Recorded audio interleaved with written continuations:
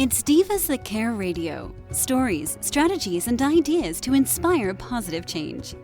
Welcome to Divas That Care, a network of women committed to making our world a better place for everyone. This is a global movement for women, by women, engaged in a collaborative effort to create a better world for future generations. To find out more about the movement, visit divasthatcare.com after the show. Right now, though, stay tuned for another jolt of inspiration. Welcome back to Confidence in Bloom, where we explore what it really means to grow through the seasons of change, courage, and becoming. Today's conversation is based on our theme of victory over fear, and it's about what happens when fear is present but no longer in charge. Because fear has a way of sounding like truth, it can convince us to stay small, stay safe, and stay silent. But underneath that, there's often something deeper calling us forward, something rooted in purpose, alignment, and growth. My guest today, Silvia Daniele, knows this journey very well. After helping build and operate a successful family business, Silvia made a powerful shift away from the traditional corporate path and into something more heart-led and community-based. Through Bloom Within Wellness, she now creates spaces for reflection, connection, and healing, helping people navigate life transitions with more intention, care, and presence. This conversation is about what it looks like to move through fear, not by waiting for it to disappear, but by choosing to move anyway. Oh, so welcome to Confidence in Bloom, Silvia. I'm so excited to have you here. Thank you for having me. I'm so excited to be here. Of course. So let's start with sort of your background and your experience. You've experienced both like a traditional business environment, and now you've sort of transitioned into a community-centered wellness space. I want to know what fears showed up for you during that transition, or if you're still kind of, navigating them. So I'll just clarify. I was in a traditional business environment part-time, and I was a stay-at-home mom at the same time.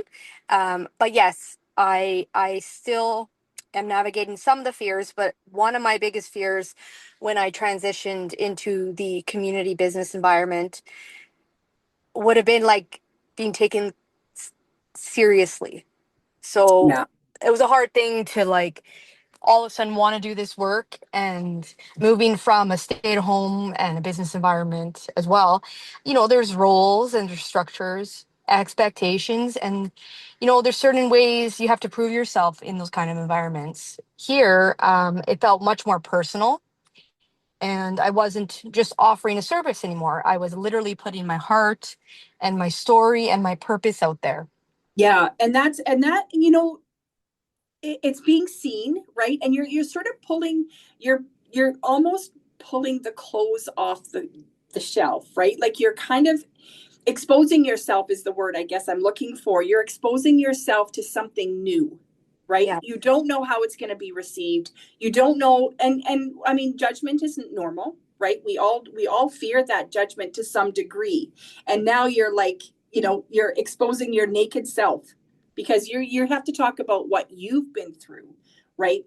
What you're going to guide your potential clients through, but what you have to guide them in a way that they feel safe, and you know the pathway to take. Absolutely. And you know what? The more I do it, the more confident I am getting in it. But I do know that when you're investing into something that is just like your soul work, I call it, it's your time, your energy, and you're investing money into something that matters so deeply. And you're right about the visibility. Sharing my voice, hosting events, bringing, women together, and saying this is what I believe in is really vulnerable. But I am super excited about it.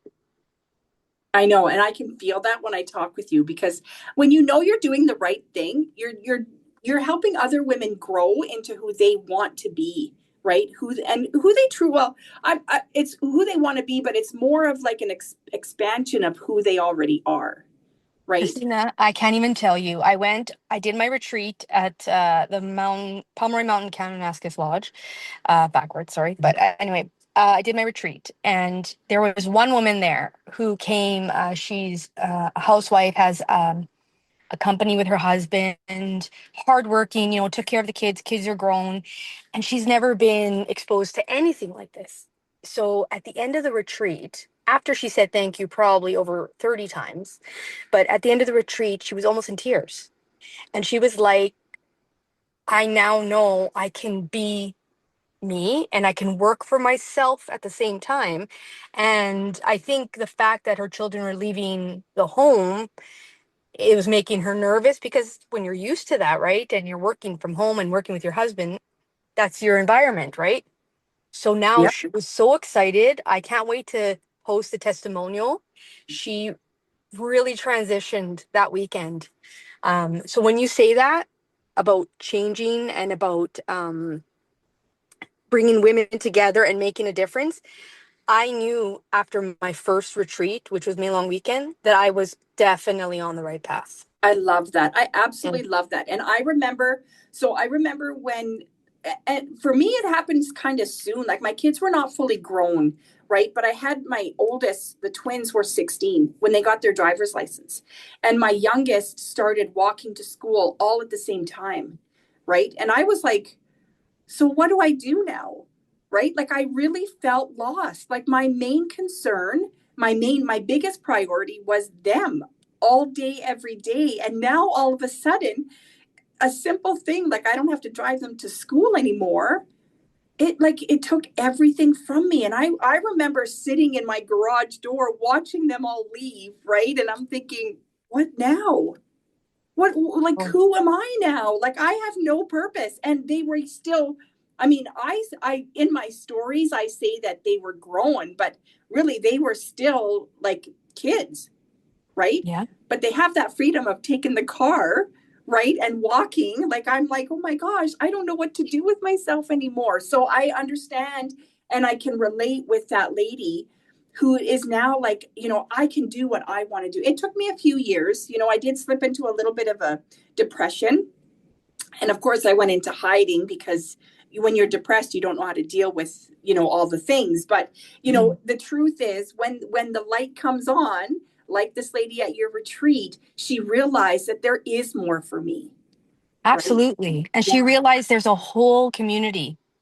That's there to And support and yeah, lead, right? and Yes. yeah, and she was so excited. I can't even tell you. And I just kept saying to her, stop saying thank you because this is what I wanted. And I thank you for coming and trusting me to provide this for you. And she's a good friend of mine now, especially more than ever. But I was just so happy when I seen that transition. Yeah, and that's where the glory is, right? Is when you can see your client coming in one way and leaving another way, but in that other way is like a golden star, right? Like she's bright and happy and kind of floating. I remember the first styling client I had, she was not very excited to go shopping with me, right? She was plus size, so she knew her limitations, right? She had set this boundary of I'm not going to be able to buy too many clothes.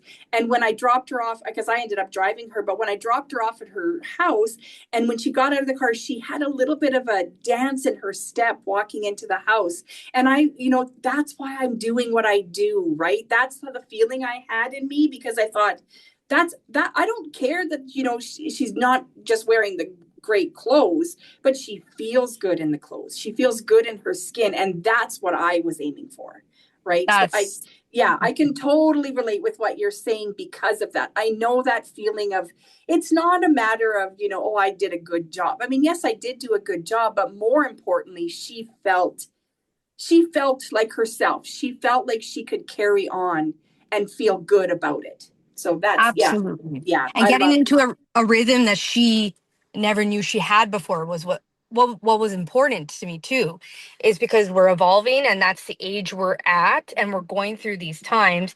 And I know that I use midlife all the time, the word midlife, but you know what it is? It's midlife and lots of things are happening in our families. And when you realize you have now evolved into something else and you can take different approaches to things and try different things, I think it opens up your world more, but you can still have what you've created. Absolutely. And you're sharing it with the world, right? What you're learning and what you're like about yourself and about the other women around you, you're sharing that with your girls. Like you have 2 daughters, you're sharing it with your girlfriends, you're sharing it with your, your female, people around you. And, when you share, they learn. When they learn, they share, right? Like that's, and then we're going to create a better world, right? By that, right? Because we can Yeah, only change the world one person at a time, and that one person starts with you, right? absolutely. Yeah. Yeah, Yeah, I love absolutely. it. So tell me, was there a defining moment where you realized you couldn't keep choosing that comfort over that alignment anymore? 100%. So, how it all started, I'll give you the backstory quickly. How it all started was I had lost my mom. I had had a partial hysterectomy prior to that. So, my hormones were dropping quickly, I would say. And everything kind of came at once. So, it was my perimenopause, it was my grief, and it was my nervous system that completely shut down. So any like logical thinking wasn't there for me. I call it still to this day. I had a mental illness. It felt like, and I very well could have at the time. And I wasn't reasoning with anything. I wasn't eating. I wasn't sleeping. I I was so tired of worrying about my health anxiety that something was wrong and I'm not going to be here for my kids. So all I kept saying is, oh, I would die for my kids. I would die for my kids. I would give my life for my kids. And then my husband one day said to me, you keep saying that you would die for them, but would you get healthy and actually live life for them? Whoa. And I was like, whoa, whoa, exactly what I said. I was like, don't put that kind of pressure on me. But I Right. said, And yeah, that's what did it. And I said to myself, okay, I'm curious. I am so curious all the time. This is one good thing about me. I will search for an answer anywhere. You give it to me. You hide it in an alley, I'll find it. Like I will do it. I will try. And that's what I started doing more of. And actually putting myself first and resting was the most important thing. And wow. that's when the transition started to actually happen because you can't heal when you are in fight and flight mode all the time. No, No. no, you cannot. So Wow, I'm I just learned that. thinking, like, it's funny how, okay, so I'm the same, right? I would do anything for my kids. I would die for my kids, right? But that question, well, would you become healthy for your kids? That's a whole new perspective, right? That's like, whoa, okay, Mm-hmm. now I And have to then, put on different boots, yeah, right? Yeah, different lenses, even how I view it, how I view my health. And that really hit me deeply because I realized I had spent so much of my time prior to not feeling well, just helping with my mom and doing doing stuff what mothers do. I'm no different than any other mother, but I think at the time when my mom was ill, I was really involved in that, and I was putting everyone else first. And I remember there was times that I couldn't even like calm myself down, and my husband one time had to like literally put me in bed and be like, you just need to like sleep or something. Cause like I was spiraling and it was bad. But I wasn't always choosing myself, which I still to this day, like I still do a lot for my kids, but now I know when something's not right that I have to take a step back and be like, okay, I need some alone time, or I just need to do something for myself, like walk or listen to my podcasts or my books and meditate, whatever that looks like in that moment. And comfort, it wasn't really comfortable like in the beginning. It was really uncomfortable, and that was the most important thing, was getting uncomfortable. I hate change. I hated change, I should say. I didn't like change, and that's what was my problem too. I didn't like the change of like, okay, my mom passed away now, and now I don't know what to do. Like I don't have my mom here anymore to bounce things off and talk about, because mothers know their kids, right? They know when they're right. suffering, they're ailing. And then I got uncomfortable, and the most uncomfortable thing I did was open my mouth. Anybody that I'm knows, laughing. I don't mean to laugh no, at but you. anybody that knows me knows I hate doing videos. Um, and I know everyone's like self-love, love. I do love myself, but like I just don't want to be on a video. But I'm getting more comfortable with that. But that's what I mean is like I wanted to share everything, and I talk loud, and I am loud, and I I come from a family of 5 kids, so I was the youngest, right? So trying to get words in sometime was kind of hard, like so I'd be screaming my way in. But now I realize why I had to do that because I'm loud. I have an opinion, and it's probably going to be heard. If you don't like it, well then go the other way. I don't know. I'm just Well, that's I me. mean, okay, so it's funny that you say that. So my youngest, he is a man of few words. He really is not a big talker. But when he opens his mouth, it's like, it's almost like a slap in the face, right? One time, it's really funny, really, because he doesn't say much, but when he says it, you can't help but hear it, right? So my mother-in-law was telling my father-in-law to talk quietly because she didn't want, people outside of our conversation to hear what he was saying. And so he stopped talking because, well, if I can't talk, and my son, he was like maybe 8, maybe 10 at the time. He looks over at my mother-in-law and he says, God gave him a voice for a reason.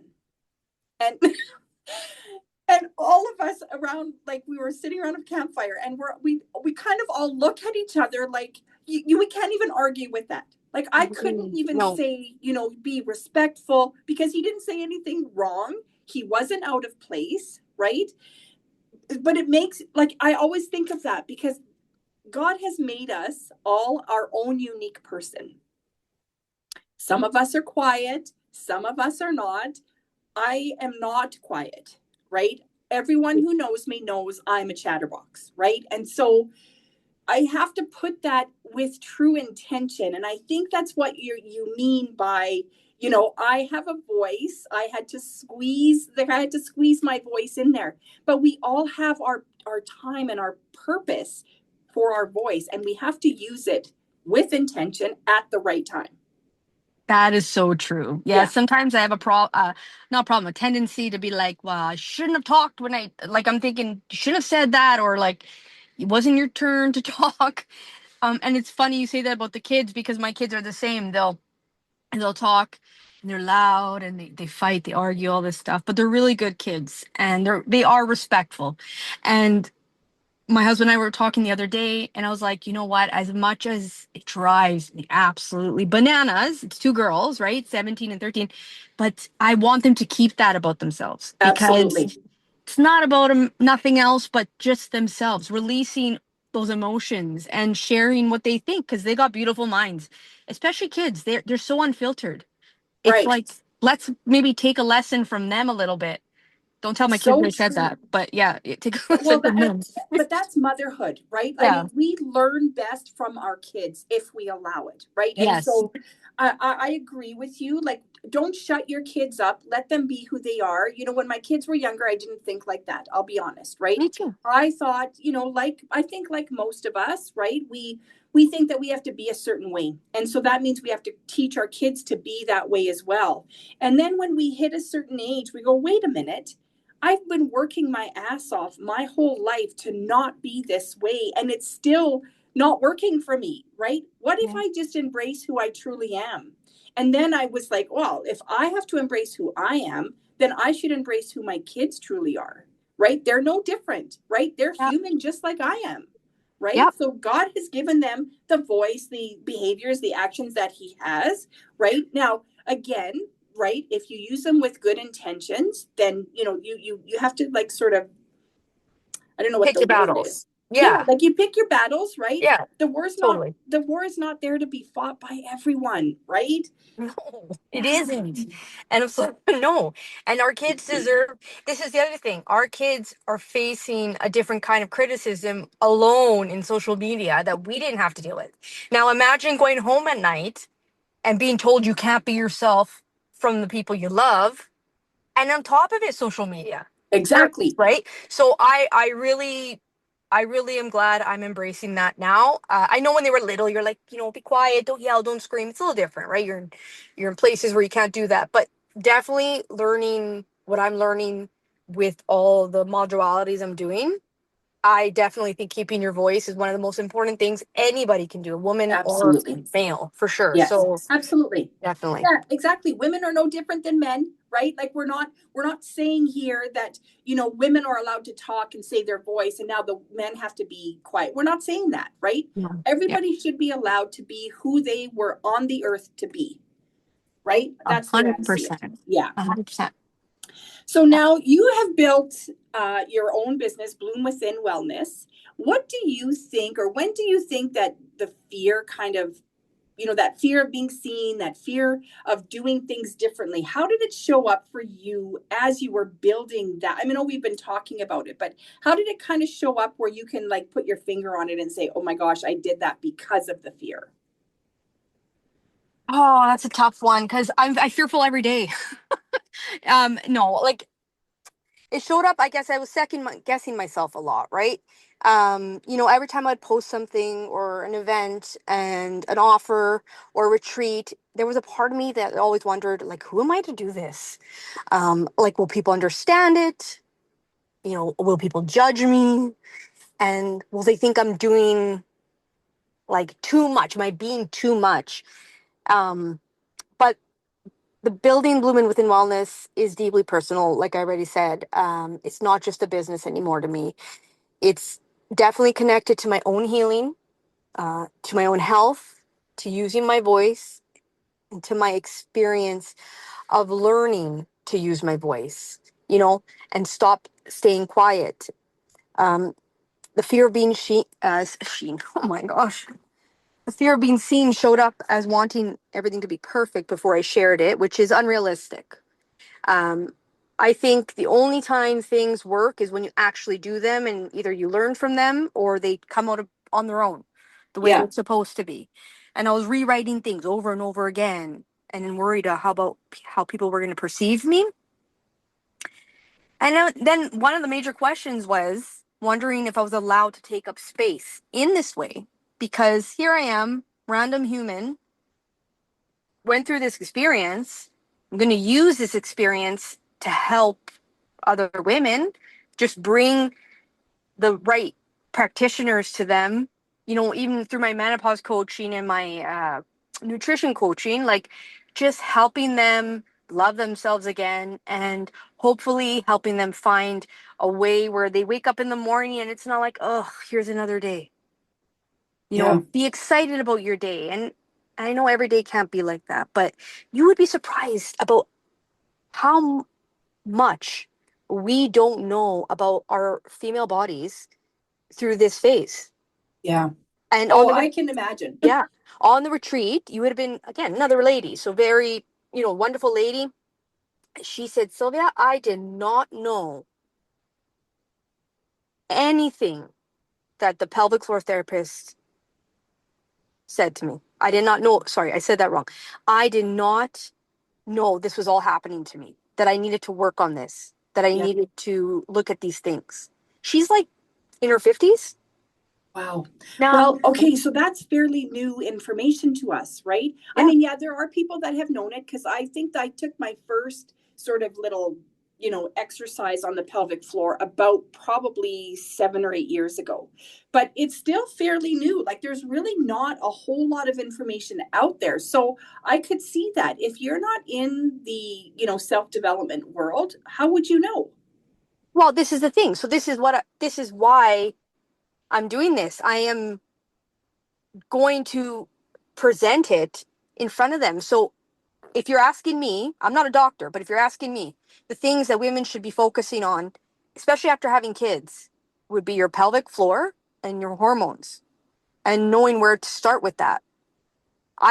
This is the other thing. You can go to like so many different pelvic floor therapists, let's say. I went to two. The first one she was still good. I didn't know any difference. So I was like, this is great. No problem. The second one I went to completely changed everything for me. Wow. And that's the lady I used at my retreat. And I will tell you that she knows her stuff. She does not make you feel ashamed or judged or anything like that. And what she's teaching you is really important, and not just just not on the feminine side of things. I'm talking about your full body function. People don't realize how interconnected your pelvic floor is to everywhere in your body. Everything. Yeah. Yeah. And she teaches that. And I love her. I think she's so good. And I think it's so important that we learn that. So in my menopause coaching, that's definitely something I bring up, because how do you go through life not knowing you have to do this? Because general practitioners won't do that, right? That's not Right. their specialty. And it's not their fault. That's just not their specialty. Right. Well, they're only trained to share what they are trained to share, right? Exactly. They can't share more otherwise. So Exactly. now, I mean, we've talked a lot about fear. I want to touch a little bit on courage. So now that you're not really living a different life. You've just added a little bit more excitement to your life with your new business. But tell me, what does courage look like for you now in your daily life, whether in business or personal, and not just like in theory, but in actual practice? Because we can say we have courage here, but when the time comes, we're like, yeah, maybe another time. Well, I am going to say this. I didn't just excite my life with this new job of mine or business. I literally changed my day to day. And I am so proud of myself to be able to say that, because I am a person that doesn't like change. But the courage for me now looks like choosing the honest thing and making sure that it's working for Bloom Within Wellness, that it's actually going to serve the women that I serve, and not just to make people feel comfortable. An example of that would be, again, the pelvic floor therapist. There's some pretty, interesting conversation that can happen with the pelvic floor therapist. For sure.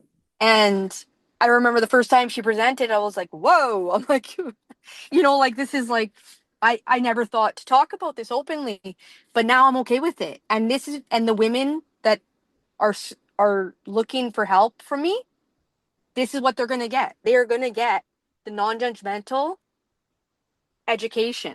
Yeah. And another way courage shows up is literally posting an event before I feel 100% ready. And that's exactly what I did with the retreat. I compiled ideas. I thought about things I'd want to know and learn. I asked people who are older than me, younger than me, what they would want to know and learn. And I just kind of threw all the best practitioners I knew into the retreat and go. And we just went. And it was the most fantastic weekend. I did so much work, but I didn't care. No, because you're getting the word out there, right? You're Yeah. providing the value that the women needed to hear and get. Yeah. Yeah, that's what it is. And honestly, and it's investing in my vision before I even have the proof to know it's going to work out. That for me is like crazy, because my husband we built a company years ago. I mean, he runs it and everything like that, but we built it from scratch. So I know the ebbs and flows of the investment part of it. And it's sometimes hard to throw your ideas out there, not knowing if it's going to be supported. But I believe in it so much that I know this is going to work out. I absolutely am positive that my support, my system I'm creating for my clients are going to make a positive change within them. Awesome. I love this. I'm so excited to hear you. Me too. So now you have retreats, you have workshops, and you have created a community space. What patterns do you see in others around fear? And what do you think helps them to sort of soften or move around that? I think some of the patterns in the fear is rash decision, like the fear of not opening up. How to get them to soften is just like getting in the community, getting in the group, surrounding yourself by women who might be going through the same thing. And sometimes all it takes is there's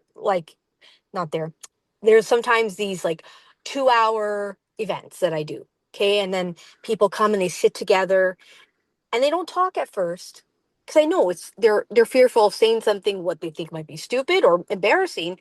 But by the end of it, they're like so softened, so open. We're laughing. Most actually all the time we're laughing at my events because I say stupid shit all the time. And people think it's hilarious. But no, but I'm just saying, like, that's what I noticed with the fear. And that's from my own experience. Fear drove every decision I was making in the last 2 years prior to this. And I wouldn't, it is the worst feeling ever. Fear gives you nothing. Fear gives you rash decision and bad decisions Yeah. Yeah. I love that you say stupid things. all the time. Yeah, I mean, I wouldn't say that I say stupid things, but I know that I say, I say things that I shouldn't say, right? And Yeah. but at the same time, Sylvia, it makes you more real. And when you're more real, it makes your clients, your potential clients, and the rest of the audience see you as more reachable and like more real, and it makes them feel like they can let loose and really relax into whatever the topic is, right? And so I mean, we're talking menopause, and every woman out there is going through their own journey with the whole menopause, right? And Yeah. knowing that they're not alone, they might have a different symptom than the lady sitting beside them, but overall they know that at least I can go to Sylvia. She might not be able to help me, but she'll know somebody who might be able to help me. Yep. And And that's what that's, it comes down to. yep. And I'm going to be launching a few things coming up in the next month that is going to be a super support system for these women. And I am definitely the bridge. I love connecting people to the right practitioners. And from the retreat, I'm pretty sure that 3 of my facilitators for sure got a client each, and if not more. Wow. I I had love one, that. yeah, I had one lady do 4 actual sessions on the retreat. Oh, wow. Yeah. That's beautiful. And so maybe tell our listeners that, how to reach you, like through, I'm assuming Facebook's, Instagram, website. Yep. So first I would say my email. So it's Sylvia at bloomwithinwellness.ca. And that's Sylvia with Silvia. And at hello bloom, no, sorry, that's my email. At Bloom Within Wellness for my Insta. And then I'd be happy to answer any questions, give some information. And I'm going to be posting out a few more events in this upcoming week. I'm going to be doing, so just some quick on this, in fall, I'm going to be doing some close to home retreats, immersive retreats, 2 days, close to home. So, you're not too far, and definitely some workshops there, and definitely going to be doing more on a retreat next summer as well at the Pomeroy again. Oh, beautiful. That Yeah. sounds beautiful. Is there anything else that you would like to share with our listeners that I didn't ask you about? No, not really, because I could talk for hours, but you know what? No, honestly, I just say all I'm gonna say is stay curious Yeah, and I love always that. learn, because you can't walk into a room where you're trying to learn something and pretend like you know everything, because you aren't gonna learn nothing then. So be open, and if you don't like something, peace out, and it's all good. Yeah, Otherwise, absolutely. participate. I love that. Thank you so much for joining me today, Sylvia. This is so awesome. Thank you, Christina. You have an amazing day. Thank you. Okay. What stands out from conversations like this is that courage doesn't always look bold or loud. Sometimes it looks like quiet decisions, subtle pivots, a willingness to listen inward instead of outward. Sylvia's journey is a reminder that fear doesn't have to be the ending point. It can actually be the threshold into something more aligned, more meaningful, and more grounded in who we really are. If this episode spoke to something in you, take a moment to notice where you might be standing at your own threshold right now, where something in you is asking for a different kind of decision, even if it feels uncertain. And if you're in a season of navigating your own shifts, whether in life, identity, or work, I offer spaces and conversations through In Full Bloom Coaching and the Bloom Room for women who are ready to reconnect with themselves and move forward with more clarity and support. You're always welcome to explore it when the timing feels right. So until next time, keep choosing courage in the small moments. It adds up to more than you think. Thanks for listening. This show was brought to you by Divas That Care. Connect with us on Facebook, on Instagram, and of course on divasthatcare.com, where you can subscribe to our newsletter so you don't miss a thing.